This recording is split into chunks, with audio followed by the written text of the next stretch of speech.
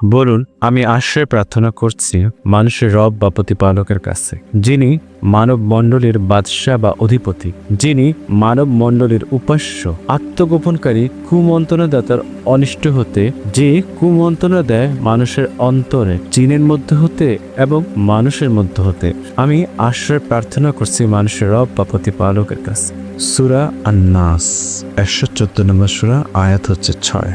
বলুন, আমি আশ্রয় প্রার্থনা করছি প্রভাতের রব বা প্রতিপালকের কাছে, তিনি যা সৃষ্টি করেছেন তার অনিষ্ট থেকে, আর রাতের অন্ধকারের অনিষ্ট থেকে যখন তা গভীর হয়, এবং গিরায় ফুদানকারীদের অনিষ্ট থেকে, এবং হিংসুকের হিংসা বা অনিষ্ট থেকে যখন সে হিংসা করে। আমি আশ্রয় প্রার্থনা করছি মহান রব বা প্রতিপালকের কাছে।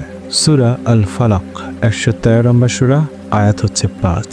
বলো, তিনি আল্লাহ এক, অদ্বিতীয়। আল্লাহ কারো মুখাপেক্ষী নন। তিনি কাউকে জন্ম দেননি এবং তাকেও জন্ম দেওয়া হয়নি, আর তাহার সমকক্ষও কেউ নেই। সূরা আল ইখলাস। এই ছোট্ট সূরার মধ্যে আল্লাহ তার পরিচয় তুলে ধরেছে খুবই সুন্দরভাবে, নিখুঁতভাবে।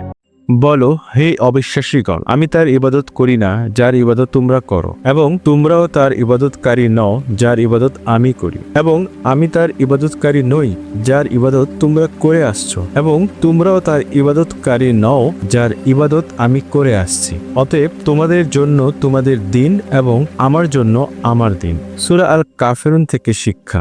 আমরা একমাত্র আল্লাহর ইবাদত করব, তাছাড়া অন্য কারো ইবাদত করব না। দিন তথা ধর্মের ব্যাপারে অথবা ধর্মের কোনো কর্মফল এর বিষয়ে কোনোভাবেই অন্য কোনো দিন বা ধর্মের সাথে আপোষ বা আতাত করব না। আমাদের জন্য আমাদের দিন বা ধর্ম তথা ইসলাম এবং এর কর্মফল ও ভোগ আমাদেরই, এবং তাদের জন্য তাদের দিন বা ধর্ম এবং এর কর্মফল ও ভোগ তাদেরই। সূরা আল কাফিরুন 109 নম্বর সূরা, আয়াত হচ্ছে 6। এটি একটি মাক্কি সূরা।